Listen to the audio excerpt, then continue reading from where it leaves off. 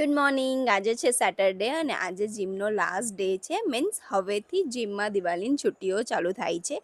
તો વર્કઆઉટ કરીને હું આવી ગઈ મહાલક્ષ્મીમાં લોચો લચકો ખાવા માટે, બિકોઝ એ મારો ફેવરેટ છે. પછી પીધું નારિયેળ પાણી. અને આ શું દિવાળીમાં વરસાદ, એ પણ આટલા તડકામાં? આ ઇન્દ્રદેવ તો કરવા શું માંગ્યો છે?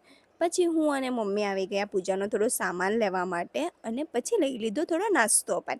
અને ઘરે આવીને મેં બનાવ્યા પૂજા માટે હાર.